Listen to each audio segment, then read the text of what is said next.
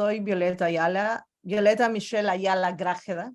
Soy de Cochabamba, soy nieta de Vitaliano Grájeda, un revolucionario, un quechua revolucionario que ha pasado 10 años en la cárcel. Mi abuelo ha sido uno de los fundadores de la Confederación de Trabajadores Campesinos de Bolivia. Wow. Entonces vengo de esta familia, de este tipo de familia, ¿ok? O sea, el Che Guevara está ocultado en la casa de mi abuelo, en Pocuata, Wow. nadie nunca sabía, entonces, más o menos así, de este tipo de familia vengo. Soy, yo no tenía ni idea, yo no he crecido en un mundo, o sea, mi realidad era completamente diferente. Y vengo de una familia de políticos en ese sentido, más que de políticos, de como activistas y luchadores por los derechos de las personas, de los derechos en ese momento eran los derechos. Mi abuela no había ido a la escuela, porque mi abuela había nacido en 1928, mis dos abuelos. Mi abuela, al ser indígena, no la dejaban ir a la No escuela. O podía. sea, veníamos de estas realidades, ¿no? Pero habíamos crecido muy cerca mis abuelos habían crecido muy cerca de la tierra y muy cerca mi abuela es de Vila Vila y mi abuelo es de Pocuata, entonces el Pocuata que está en el valle central de Cochabamba, ¿no? Yeah. Entonces, cuando pasa la reforma agraria, por ejemplo, mi abuelo dice, en mi pueblo ya no va a haber pobreza, y era verdad, porque la tierra pasa a ser al que la trabaja, y un pueblo tan productivo en Cochabamba, el pueblo de mi abuelo, que tenían papa, que tenían maíz, duraznos y tienen agua todo el año, hasta ahora tenemos agua todo el año en Pocuata, entonces claro, es un pueblo que la gente de vivir como en la pobreza, porque trabajaban, el pongueaje se llama, mi abuelo quería que todos sus hijos sean médicos para ayudar a la sociedad, y entonces vengo de una familia enteramente de médicos, o sea, todos mis tíos, mi madre, todo el mundo. Pero mi mamá se muere cuando yo tengo como 17 años.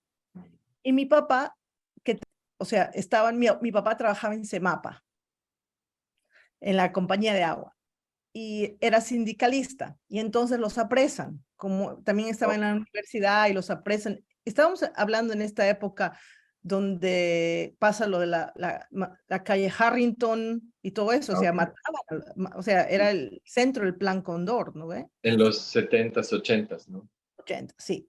O sea, yo nací en el 78. Entonces, en esa época, mi papá es exiliado político a Australia.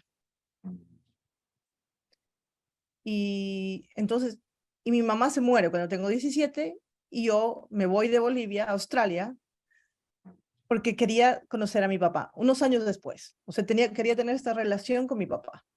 Y en Australia yo entro a la universidad. El próximo año entro a la universidad y en la universidad primero quería estudiar teatro y después teatro y media, pero me doy cuenta que quiero poder escribir bien en inglés. Y en una universidad que se llamaba Charles Sturt University, que está como a 3 horas de Sydney. Okay. Era una muy buena universidad de periodismo. Entonces, estudio periodismo. Entonces, mi degree de la universidad es de periodismo. Yeah. Pero ya, yo no tenía ningún interés en el cine, no. Sí, me gustaba el cine ver, no sé, como cualquier persona normal. Pero un día llego tarde a una clase de edición. Estábamos haciendo una materia no sé, de aprender a editar y no me dejan entrar y puedo ver desde afuera. Y cuando veo al profesor cortando, o sea, cortando y pegando, me doy cuenta cómo funciona una película. Es como un clic en mi cabeza. Y en ese momento cambia muchas cosas para mí. Agarro y me presto las cámaras de la universidad y empiezo a grabar todo el día y editar en la noche. Que una de las computadoras de la universidad ya tenía mi nombre, más o menos, que nadie podía usar. Hago un corto y un profesor la manda a una competencia y acabo ganando la competencia. Wow. Que era para presentar el corto en Nueva York, en Sydney y en Londres, que se llamaba Film Politics and Learning. Y como que de ahí me invitan a Papua New Guinea a que vaya a documentar un trabajo. No me gusta tanto, pero empiezo como a entender y después termino la universidad y entro a trabajar en SBS, pero en el lado español, un internship, eso, no trabajar. Y de ahí empiezo a hacer algunas horas trabajando aquí y después yo quería trabajar, quería ser video journalist al principio. Y entonces así acabo haciendo mi primer documental que se llama Stolen, que acaba estrenándose en el Festival de Toronto y en Sydney, y de ahí no he vuelto a mirar atrás. O sea, tengo 5 feature documentaries, tengo una animación, estoy trabajando en 4 proyectos a este mismo tiempo, entonces nunca he trabajado para nadie más. O sea, siempre he montado mi empresa, o sea, con Dan. Conozco en este periodo, muy temprano en mi carrera, haciendo teatro, como teatro de un barrio, digamos, a Dan Fall Show, que trabajamos en la misma estación de televisión, y entonces los dos acabamos yendo a Mauritania juntos. Hacemos Between the Old and the Deep Blue Sea. Antes de eso, yo también, para mi tesis de grado en Bolivia, mi tesis de grado en Australia, yo he hecho un documental cortito sobre el cáncer cervicouterino en Bolivia, en Vila Vila, siguiendo como los pasos de mi tía, y Ya. eso ha logrado que hoy día en CIES y en Bolivia tengan la vacuna contra el cáncer gratis. Wow. Y lo sé porque el Día de la Mujer el año pasado estaba en coche y me invitan y la doctora Fantina Ugarte les cuenta a todos, gracias a ellas que tenemos la vacuna en el CIES. Entonces creo que es importante que entonces mi carrera siempre había estado enfocada en que todo mi trabajo tenía que tener un porqué. O sea, no era porque sí, no es porque yo hago arte porque amo el arte. O sea, yo tengo un objetivo en ese sentido. Eh, quiero decir político, social, político, no en el sentido de que me gusta un partido político sobre el otro partido político, no, pero en un sentido político mucho más grande, ¿no? Como dice la María Galindo, o sea, la política entera me tiene hasta aquí. O sea, para mí la derecha, la izquierda, o sea, yo creo que son cosas mucho más grandes las que estamos peleando en este momento. Entonces, así como una cosa me lleva a la otra, y así yo llego a documentar la lucha, ¿no? O sea, yo estaba terminando una película en Cocha, las personas con discapacidad estaban protestando en la plaza, en la 14 de septiembre, ya llevaban semanas, meses protestando, o sea, pasado, les he dado, no sé, pues, pero nunca me había sentado a escuchar, hasta que un colega mío, que se llama Fernando Barbosa, me cuenta que estaban colgados en los puentes y además que les promete que me iba a llevar. Y así acabó yendo, y así como que en ese momento yo no tenía ninguna intención de envolverme porque sabía lo que se suponía. Voy y pongo una foto mía en el Facebook con mi hija y alguien colgado. Y ahí mucha gente me empieza a hablar, mucha gente me empieza a decir que encontramos una colega mía que estaba en silla de ruedas,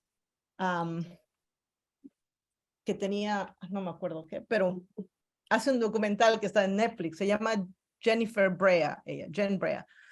Ella dijo que ella iba a hacer como un fundraising y ella hace un fundraising y acabamos comprando sillas de ruedas, como 15 sillas de ruedas para las personas, más la ayuda que ellos necesitaban en ese momento. Wow. Y ella dice, si yo tuviese una cámara, iría y documentaría. Yo le dije, sí, qué bien. Y y de pronto, cuando estaba en el medio del camino, me llama la Rosemary Guarita y me dice, hoy día nos van a atacar, nos quieren sacar de las carreteras, puedes venir. Yo me acuerdo que la llamo a la María Galindo y le cuento, está pasando esto, y ella me dice, no, ok, no. Ella también habla, vamos con las cámaras y nunca más en ese momento llegamos y nunca más nos vamos, más o menos, o sea, Wow. metafóricamente. Entonces, Claro. no era algo que habíamos planeado, no era una historia que habíamos querido contar. Yo soy una persona neurodiversa. Mi sobrino tiene autismo severo. Entonces, era como, era como, era algo que yo ni siquiera quería hacer porque no quería encontrarme ni siquiera pensando en mí misma y en todo lo que yo había vivido toda mi vida. O sea, era como confrontarme con esto que está aquí y ahora lo tengo que hacer, pero no sé, porque la lucha se vuelve muy compleja en ese sentido, porque tú te imaginas, no solamente eran personas con discapacidad física o en silla de ruedas, tenías personas con discapacidad auditiva, y tenías desde sordos hasta hipoacústicos, o sea, tenías, las personas con discapacidad visual no se han envuelto mucho porque ellos tienen otro tipo de asociación y ellos tienen o sea, lo que también pedían era esta igualdad de condiciones, porque las personas con discapacidad visual reciben un salario mucho más alto, o sea, una renta mucho más alta que las otras personas con discapacidad. Después me doy cuenta que no solamente era en Bolivia, que es en todas partes, porque claro, las personas con discapacidad visual están mucho más organizadas y se pueden movilizar y pueden comunicarse. O sea, entonces, sus sindicatos son más organizados y tienen otro rol, digamos, trabajan en otras cosas para los gobiernos. Entonces, ahí uno empieza a dar cuenta de todo eso, ¿no? ¿Qué sabes cuál es la situación ahora en Bolivia? O sea, las personas con discapacidad grave y muy grave reciben una renta de 250 bolivianos, la mitad de lo que habían pedido, pero reciben esa renta. O sea, en el mundo es muy fácil, muy, muy fácil perder derechos, pero es muy difícil ganar derechos. Y el haber obligado al gobierno en ese momento de Morales a darles esta renta, porque, o sea, seguramente es uno de los pocos grupos colectivos tan pequeñito en ese sentido, capaz de haber logrado, o sea, hacer que Morales y su gobierno le diga, bueno, que sí, que les vamos a dar esta renta. Ahora, o sea, y pasó eso con lo del gasolinazo, pero era todo el mundo que estaba afectado y entonces era una situación diferente.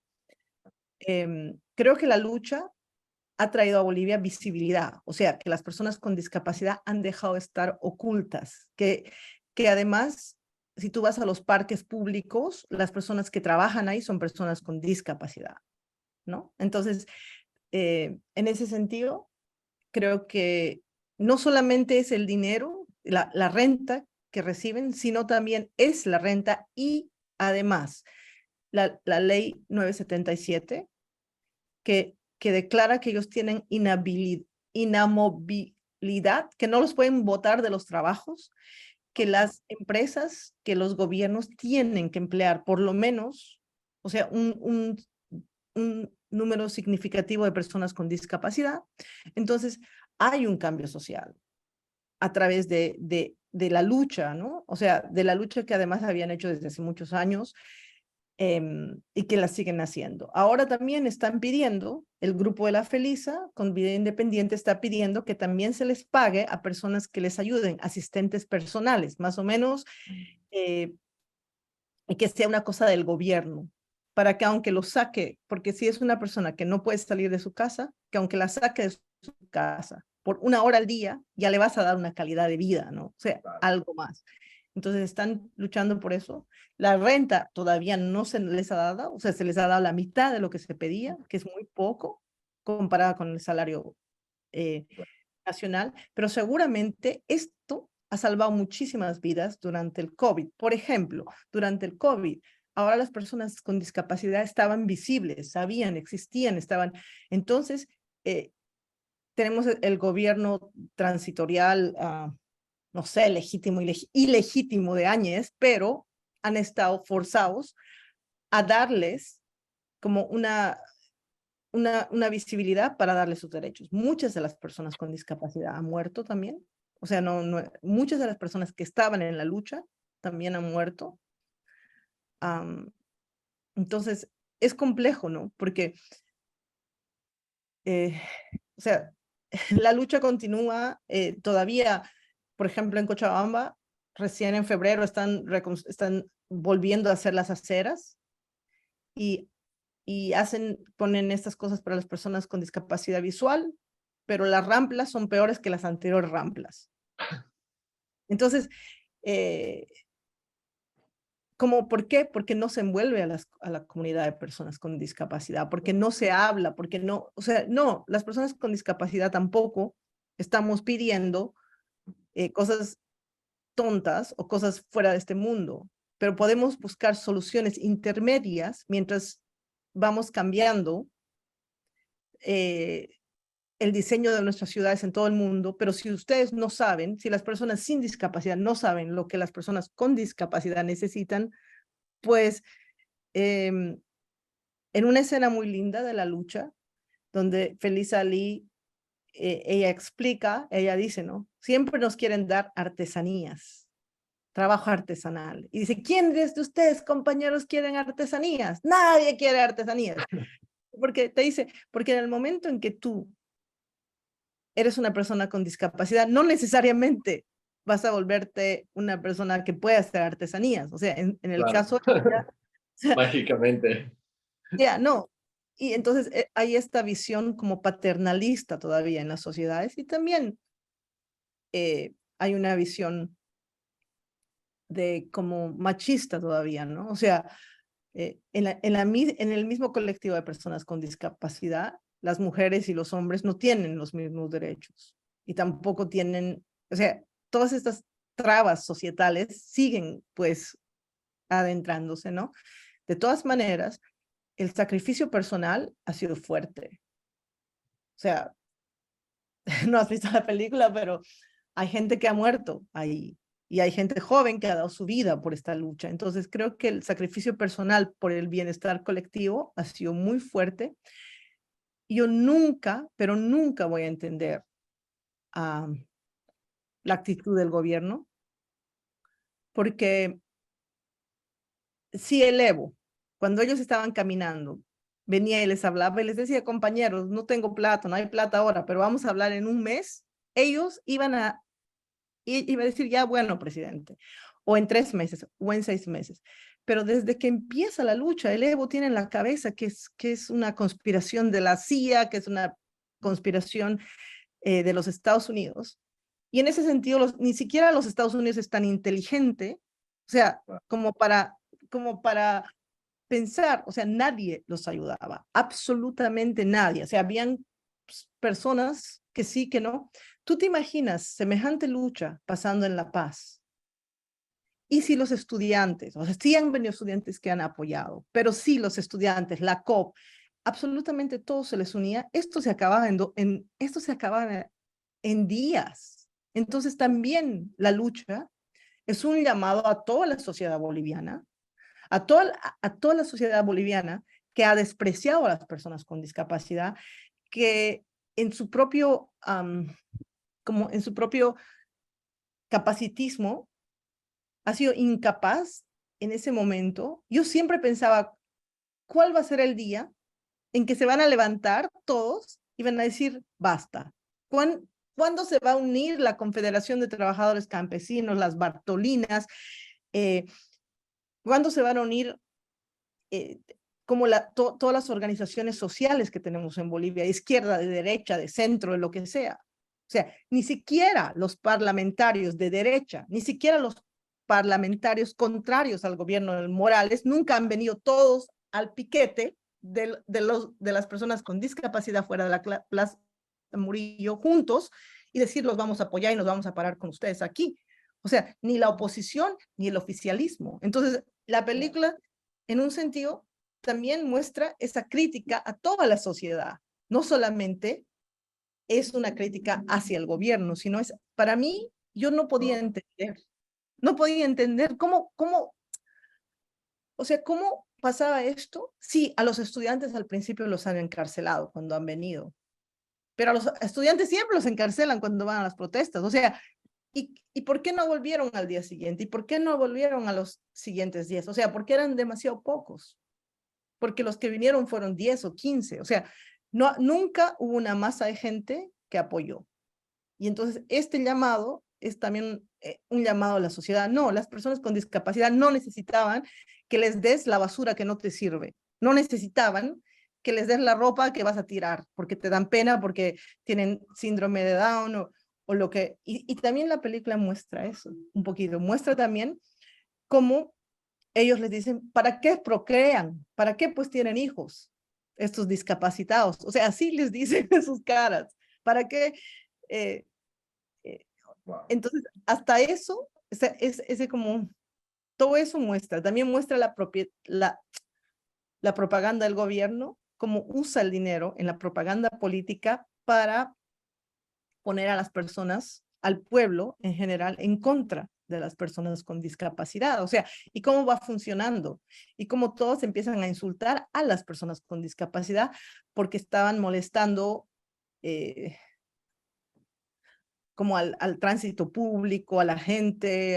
Entonces, creo que en ese sentido se vuelve muy, muy compleja, ¿no? Entonces, para mí, el corto era como algo periodístico, algo rápido que ayuda a que consigan la renta, que consigamos la renta, pero ya eh, el, la lucha en sí es un documento histórico, ¿no? Es un documento histórico que además muestra, creo que es contada con muchísima dignidad, en el sentido, no es una película donde vas a ver por qué Juan o Pedro o Rosa perdió la pierna y qué pena en su vida, en su casa, no. Aquí vas a ver a líderes, a gente organizada.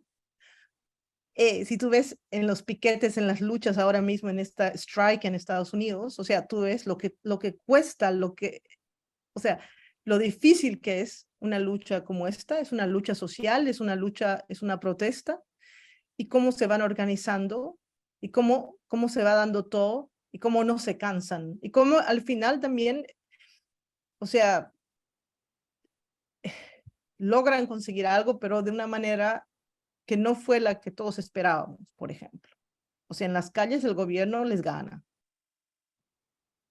pero ya habían cambiado la conciencia de la sociedad, ya habían cambiado y logramos, en un sentido, la Rosemary Guarita y yo, yendo a Ginebra, logramos lo que nadie se imaginaba que íbamos a lograr. Y sí, claro que como el gobierno dice, los platos sucios se los debería lavar en casa, pero ellos deberían pensar eso también, ¿no? O sea, y preguntaron y fueron mucho más la conspiración de que quién pagó el pasaje de la Rosemary a ir. Le dije, lo pagué yo porque ahí me habló el Guardian y me dijo, queremos la película y con lo que me dieron pagamos los pasajes. O sea, no se tiene que hacer mucha conspiración sobre todo esto. O sea, eh, y entonces fue como, y hasta en las mismas Naciones Unidas fue difícil. O sea, les tuve que pasar links para que vean lo que estaba pasando un poquito, para que digamos que los países afines a la izquierda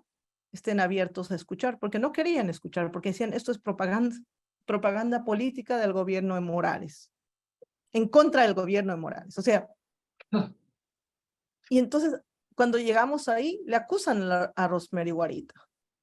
Y ella dice, les dicen, pero les dice ella, a ver, cuando alguien viene a la marcha, a la lucha, a la protesta, yo no le pregunto por quién ha votado.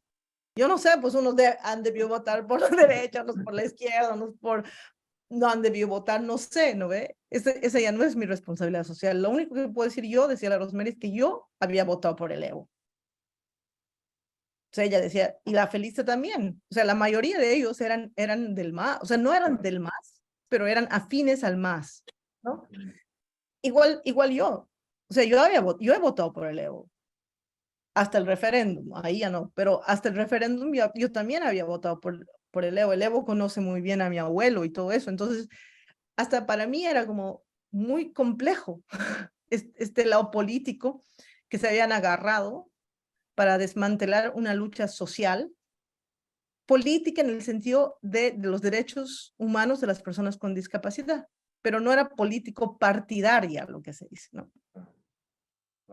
Tener comunidades creo que es lo más importante, la organización en comunidades creo que es lo más importante, el no pensar que eres tú en tu bubble, tú en tu burbuja, que también tú eres parte de una sociedad y eres responsable por lo que le esté pasando a la persona que esté al lado tuyo. O sea, cuando yo entro en un lugar, yo soy responsable en ese momento de lo que le esté pasando a esas personas alrededor mío. Creo que es importante el entendernos como animales sociales. Creo que es fundamental hoy día ser parte de estos sindicatos, ser parte de las organizaciones sociales en el país que estemos. O sea, no solamente esto es en Bolivia, sino esto es en todas partes. Y aunque pienses que no te van a escuchar, por lo menos estás ahí y vas a poder dar de alguna manera tu opinión y vas a poder escuchar lo que está pasando. O sea, las luchas en contra, o sea, lo que ha pasado, también pelean aquí, también en Washington van y pelean las personas con discapacidad contra la policía. O sea, ha pasado recién en Corea, y en Corea, después de haber visto la lucha, la corta en el Guardian, The Fight, nos contactan y hablan con Rosemary Warita para que les hable, y ellos después van y se tiran a los trenes, o sea, porque querían accesibilidad en los trenes y no les daban, y no les escuchaban. Y entonces van y se lanzan de la puerta del tren hacia adentro, hay un montón de videos, y entonces el gobierno les empieza a escuchar, pero también les dice que están haciendo daño a la sociedad, que son pagados y de todo. Pero es por primera vez, ellos les dicen, en 10 años, es por primera vez que nos están escuchando. Y ahora nos van a dar, ahora están cambiando el sistema. Claro. O sea, cuando hemos sido buenitos, hemos hablado, hemos mandado cartas, a ustedes les ha importado, no nos han hecho caso por 10 años. En el momento en que hemos empezado a hacer disrupting, como que a molestar y a protestar de verdad, es cuando recién nos escuchan. O sea, cuando molestamos, cuando logramos parar, es realmente cuando recién nos escuchan. Entonces, creo que eso es importante entender. Y también, pues, ser parte de una comunidad no es nomás bonito, ¿no? Es también duro a veces. Es también Sí, claro, hacer cosas que no claro. quieres hacer, porque ya no es solamente tú, es también tu comunidad, ¿no? Entonces, seguramente todavía hay tanto que hacer. En mismo Nueva York, tú ves, no todas las calles no están, no todas las calles están condicionadas para personas en silla de ruedas. No todos los metros tienen ascensor. Entonces, las personas con discapacidad pueden viajar en bus, ok, pero no pueden, o sea, en bus, métete en un bus por 3 horas cuando podrías llegar en el tren en 15 minutos. Y entonces, ¿cuánto necesita una persona con discapacidad para llegar a su trabajo? Entonces, es la equiparación de oportunidades que realmente, de la que se habla, ¿no? O sea, tú puedes ir al trabajo a pie, en metro, en taxi, en 10 cosas, y te puede costar desde esto. La persona con discapacidad solamente puede ir en un bus por 3 horas o en un taxi. O sea, no tiene todas las opciones que tenemos todo el resto de personas que podemos, por ejemplo, caminar, ¿no? A mí me cuesta mucho llegar a lugares porque yo no tengo sentido de la dirección, entonces me cuesta muchas horas de todas maneras, pero eso es diferente, se está arreglando con el Google Maps. Así a mí la vida se me arregla con el 3D Google Maps, que me dice con la flecha si estoy yendo bien o mal, Claro, punto. claro. Entonces vamos, creo que es importante eso, creo que es importante también pensar en las luchas sociales, no como luchas en burbujas tampoco, sino pensar en la interseccionalidad de las luchas. Y no pensar que esto no me afecta a mí, porque todo nos afecta a todos. Porque estamos todos, como tú has dicho, o sea, en la misma lucha. Habían personas que se habían caído al salir de la ducha y que se quedaron parapléjicas.